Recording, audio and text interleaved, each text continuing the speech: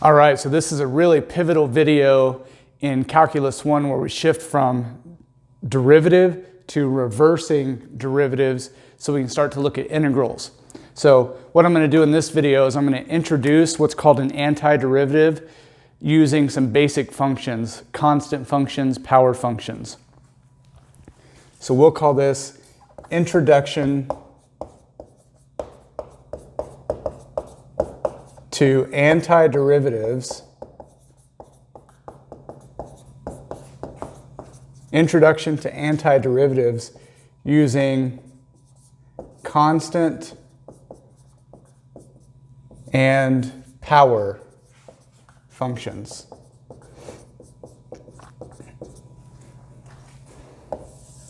And so we'll start with the general concept of antiderivatives so we get the idea, and then we'll apply it to determine some antiderivatives using what we know about derivatives. So at this point, you should be very familiar with all your derivatives, and it's going to become a little tougher now because you're going to have to do all of those concepts in reverse. And then when you start to throw derivatives and antiderivatives together, it's really easy to get mixed up. So I'll talk about some tips as I run through this. So we'll start with the concept of an antiderivative. Antiderivative, put simply, antiderivative is the inverse of derivative, okay? So when you do derivative, when you differentiate, you're doing this. You're trying to, you'll write the derivative with respect to x of some function, and you're trying to figure out what that equals. So this is the derivative process. You input some function to the derivative operator, and the output is the derivative. With when you anti-differentiate, it reverses that process where now you're given some function that is the output of a derivative. And so when you anti-differentiate, you're trying to figure out what is a function that I can differentiate to get the known function, the given function. So it's precisely the inverse of differentiation, okay? So that's the main idea. Now let's give a definition of this. So an antiderivative, and notice I use the word "an" instead of "the," meaning, so we'll talk more about that in a minute. So an antiderivative of a function f, and let's say that f is a function of x,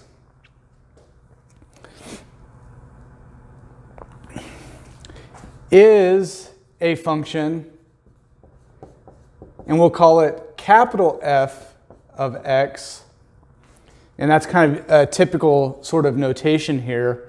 So now let's talk about the word "and." So a function, f of x, has actually an infinite number of antiderivatives, and we're going to see that. So we're going to talk about what an antiderivative is, and then we'll talk about all of the antiderivatives of a function, okay? So an antiderivative of a function little f is a function big F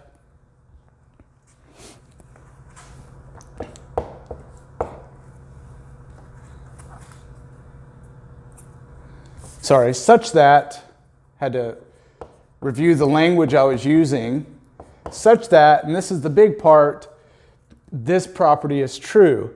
So big F is an antiderivative of little f if the derivative of big F is little f, okay? So in this case, again, we would be given the little f function. In other words, we'd be given the output of a derivative, and we'd have to figure out, to get the antiderivative, we'd have to figure out what function we could input to the derivative to get this little f function. Okay, so that's the definition. That's the definition of what an antiderivative is, and this is the simple way of thinking of antiderivative is it's the inverse of derivative. Now let's get to some examples. Okay, so let's consider a simple antiderivative. So we'll do an example here. Determine, and I'm going to introduce some notation here that you're not familiar with. It looks like a capital S that's been stretched vertically. So it looks like this. It's kind of big. So it looks like a capital S that's been stretched vertically. And what that symbol means is antiderivative. So determine the antiderivative of the constant 5 with respect to x. Determine the antiderivative of 5, this is our function, with respect to x. Now the dx part is really important, and you'll see it as we get further into this concept and much later down the road. But for now, you need it because this guy is supposed to output a function. This guy is supposed to output a function. It's supposed to output some function, maybe capital F of x, right? And the reason we know it's a function of x is because we're integrating with respect to x. So the antiderivative of 5 with respect to x is our variable. So how do we do this? Well, the way to start out with antiderivatives is to use what you know about derivatives. So what we're looking for here is we're looking for, okay, I'm trying to figure out what do I take the derivative of so that I get 5.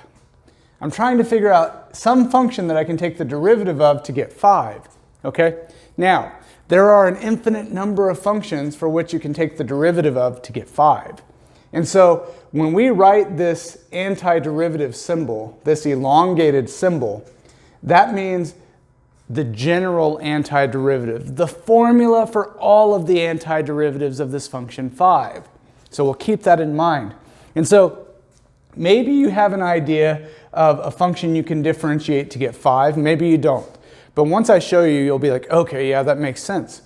So for example, what could go in here could be the function 5x. If I differentiate 5x, I just get the constant 5. But that's not the only function. You can kind of cheat by writing maybe 5x plus 2.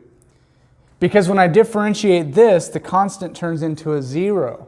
And in fact, the constant that you add, or even, how about the constant that you subtract, does not matter. The derivative of 5x minus 1/3 also equals 5. And so what we see is that this antiderivative of 5 with respect to x is going to be some function that looks like 5x, but then in addition, to make sure it's the most general antiderivative of the function 5, in general, I have to add an arbitrary constant. So where c is an arbitrary constant, okay? So this is the general antiderivative.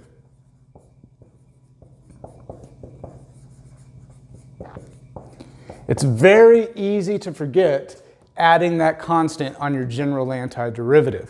So you'll have to sort of develop that habit early on.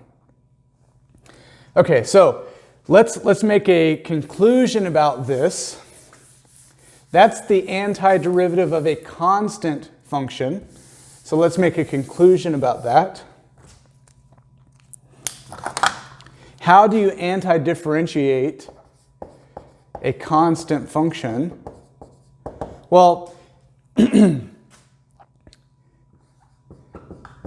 given any constant,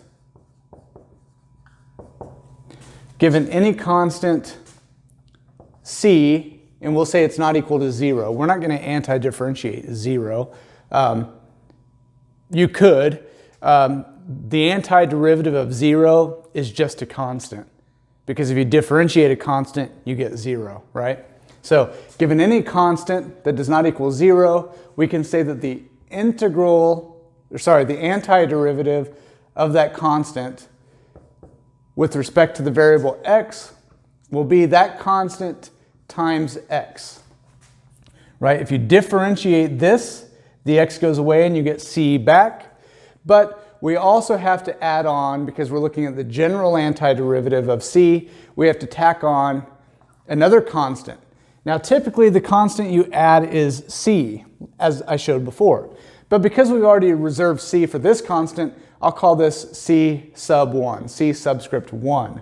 And so this constant c is given. This constant c sub 1 is any arbitrary constant. So it's saying that if this constant's 5, it's fixed, then the antiderivative is 5x plus an arbitrary constant, okay? So that is the antiderivative of any constant function. Okay, if I were integrating with respect to y, then my function here would be a function of y instead of a function of x. No big deal there. We typically, especially at the beginning, will do antiderivatives with respect to x. Okay, let's do some more interesting examples. So those were constant functions. Let's start to explore power functions. Evaluate each.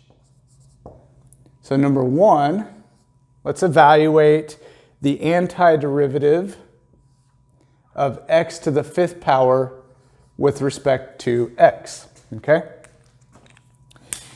And so what we're looking at here is we're looking for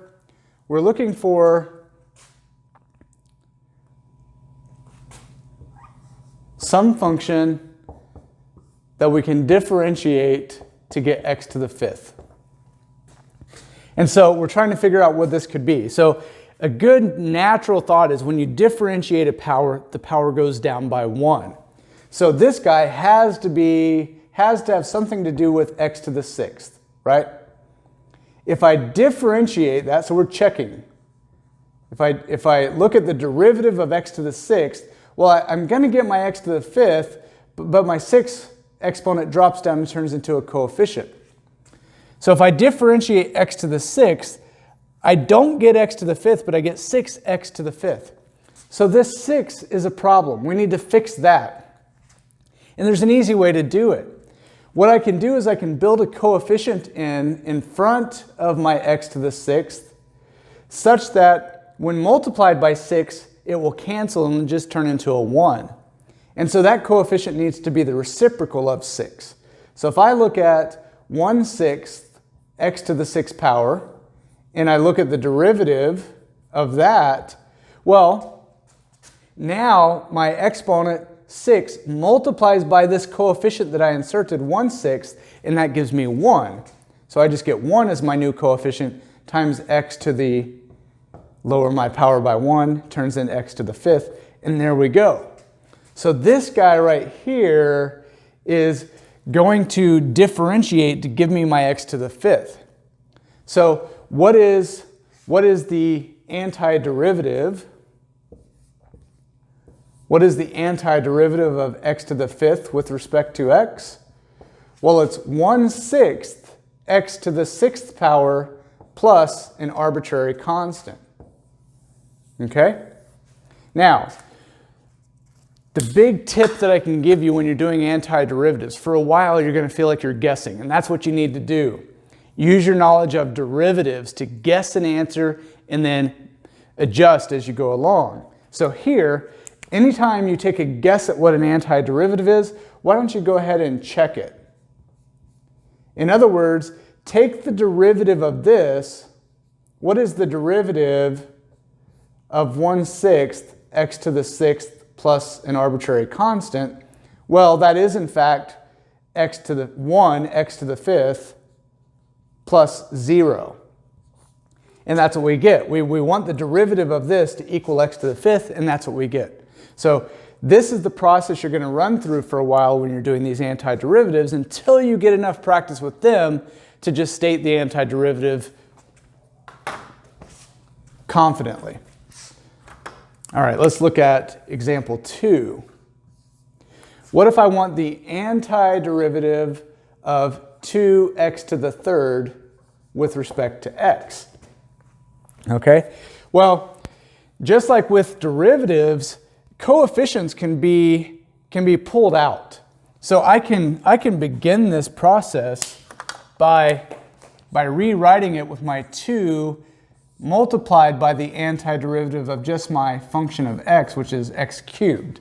Okay, so that's good. Now, I want the antiderivative of x cubed. So I'm thinking to myself, it's got to be x to the 4th, because if I differentiate x to the 4th, it turns into an x cubed. But when I differentiate this, I'm going to go get a coefficient of 4 in front of my x cubed, and I need a 1. So what I'm going to do is build in a 1/4. Now, when I differentiate, my exponent 4 multiplies by 1/4 to give me a coefficient of 1, and my power lowers to 3, which is what I need. But the general antiderivative of this, I need to add an arbitrary constant, c. Okay, so the antiderivative of x cubed turns into this, and then the last thing I'll do is redistribute my 2 to get 1/2 x to the 4th plus, remember c is an arbitrary constant. If I multiply it by 2, it's still just some arbitrary constant. So it's common practice just to continue using that label c for the constant, because 2 times a constant is just a constant. Doesn't matter what it is. So this is the general antiderivative of 2x to the 3rd. And how can you verify that? Well, you can check it by asking yourself, okay, if I differentiate 1/2 x to the 4th plus c, what do I get? Well, 4 times 1/2 is 2, x to the 3rd plus the derivative of the constant is 0. And so if I differentiate this antiderivative, I get my original function back, 2x cubed. So I know I've done it properly because I'm confident in my derivatives. Okay, so these are a couple examples with power functions. Let's summarize this.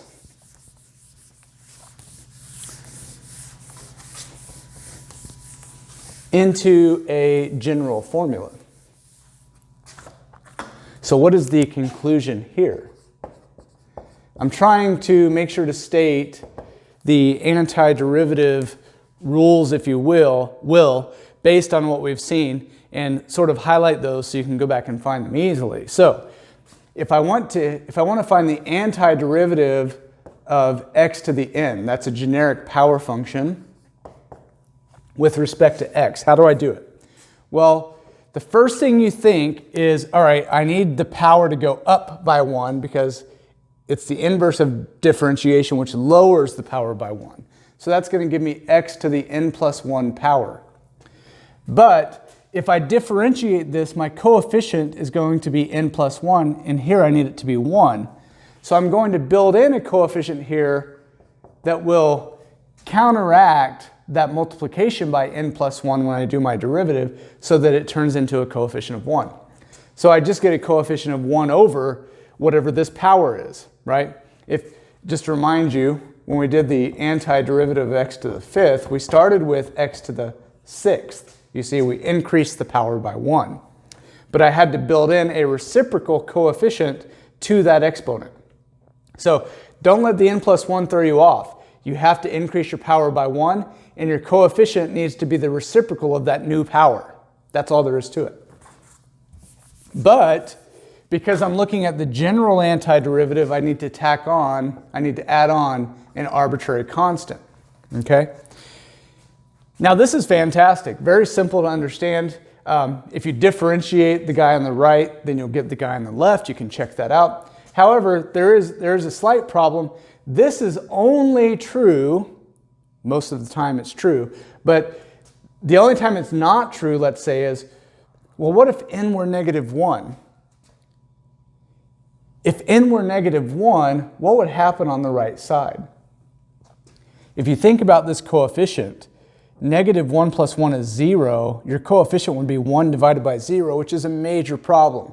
So the only time this is actually true, or it's true almost all the time, but it's true if n does not equal -1. So your power functions, you can do antiderivatives in this way as long as the power you're starting with, n, is not -1. So we'll need to explore that next. Okay, so let's go ahead and move on to that.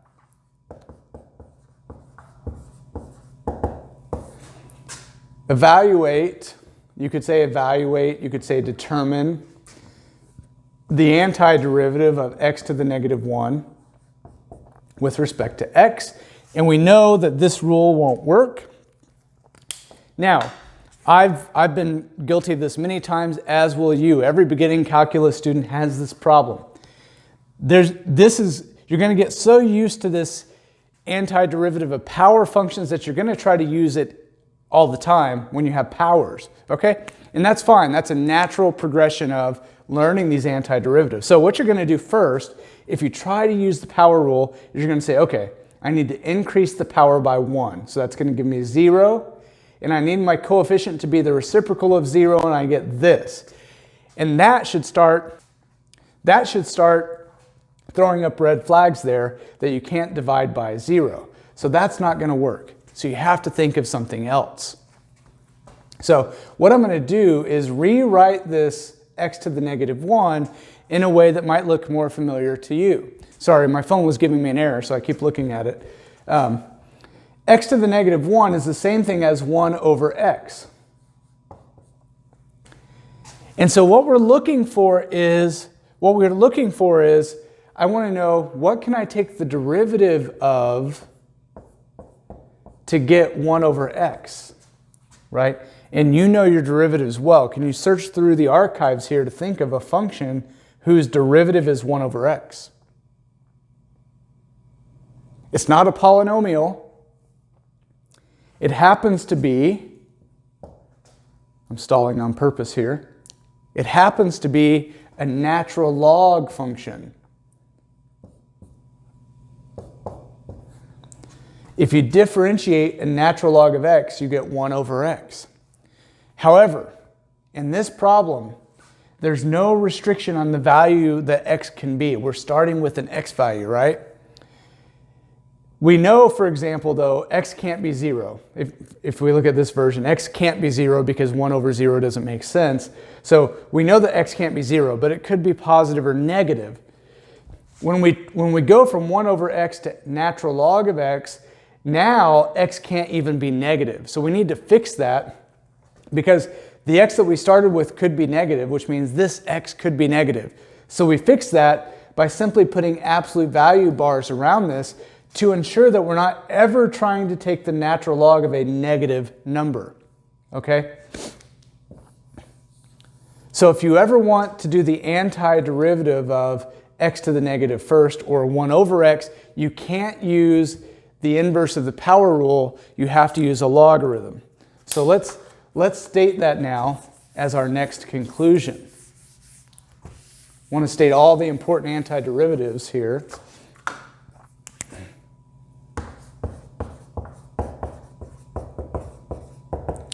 So here we talked about how to antidifferentiate x to a power as long as the power is not -1.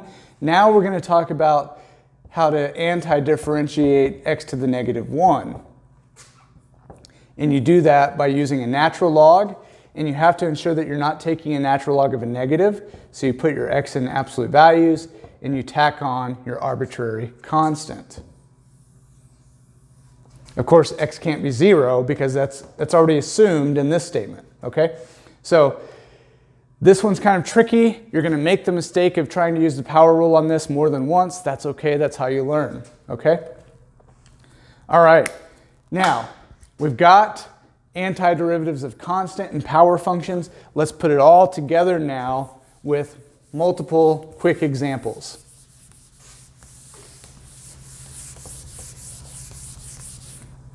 All right. Examples.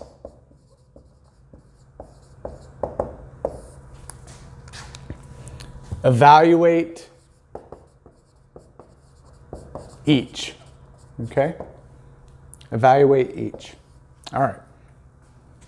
So example 1. Let's look for the antiderivative of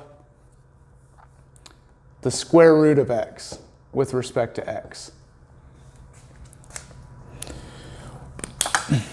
Well, that's not fair. That's not a power, right? Wrong. This is the same thing as the antiderivative of x to the 1/2 power with respect to x.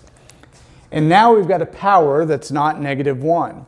So what we're going to do is we're going to increase 1/2 by 1. We're going to add 1 to that exponent. 1/2 plus 1 is 3/2. And then I need to build in a coefficient here, which is the reciprocal of this exponent, which is simply 2/3. Don't forget to add the arbitrary constant c. Now you can check this answer by differentiating, right? If you differentiate, you're going to take 3/2 times 2/3, which is 1. This is going to go down by 1. 3/2 minus 1 is 1/2. Voila. Okay, so you can now do the antiderivatives of roots by changing them to powers. Example 2. What about the antiderivative of 1 over x to the 7th with respect to x? Now you might look at this and think it's a natural log, but it's not, because this is the same thing as the antiderivative of x to the -7th power with respect to x.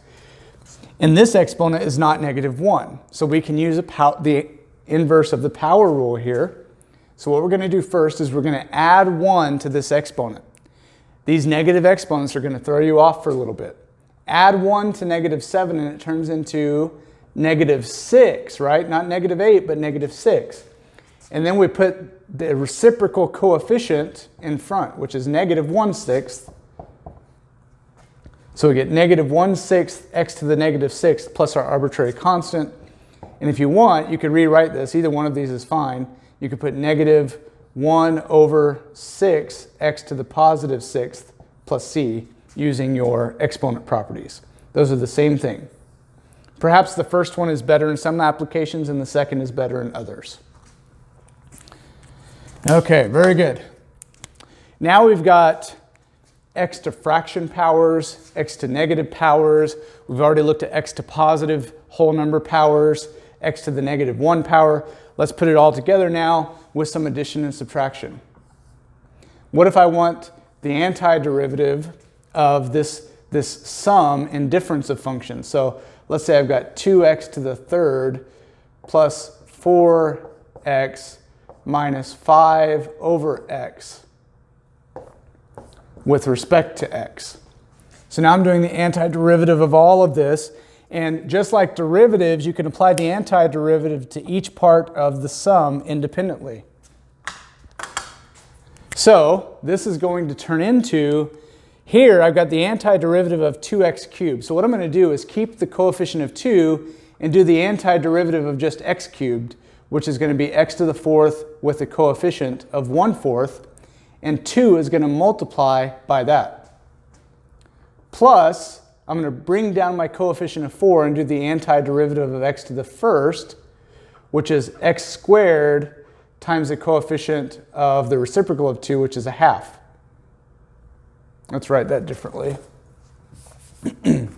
So x squared, coefficient of 1/2, bring down your 4, which multiplies by that. And last, I've got minus 5, pull out the coefficient of 5, and I've got a 1 over x left, whose antiderivative is the natural log of the absolute value of x, and then I'll tack on my arbitrary constant c to the entire function. excuse me. Now if I simplify, 2 times a fourth is a half. 4 times a half is 2. And we end up with this function. Okay?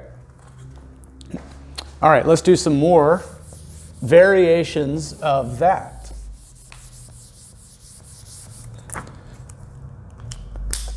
So let's look at example 4. What if I want the antiderivative of 2x minus 3 squared with respect to x? Now, because this is a power, it's not a sum or difference, I can't do the integral or the antiderivative of the two terms inside independently. What I need to do is I need to square this, and then it will be a sum of terms that I can do the antiderivative. So when I square this, I get 4x squared minus 6x minus another 6x is minus 12x plus 9. And I need to find the antiderivative of this now, which is not squared. So that's good. It's just a sum and difference. So now I'm going to move a little more quickly than I did over here. I'm going to start with my x squared. I'm going to make that x to the third. I'm going to build in a coefficient of a third, but in my head, I'm going to multiply that coefficient by 4 to get 4/3. Let's try it here. I'm going to take x and increase the power by 1 to get x squared. I'm going to multiply by the reciprocal of 2, which is a half, times the existing coefficient, negative 12, giving me negative 6. Then this is a constant whose antiderivative, remember, is just that constant times x to the first power. And then I'll tack on my arbitrary constant c.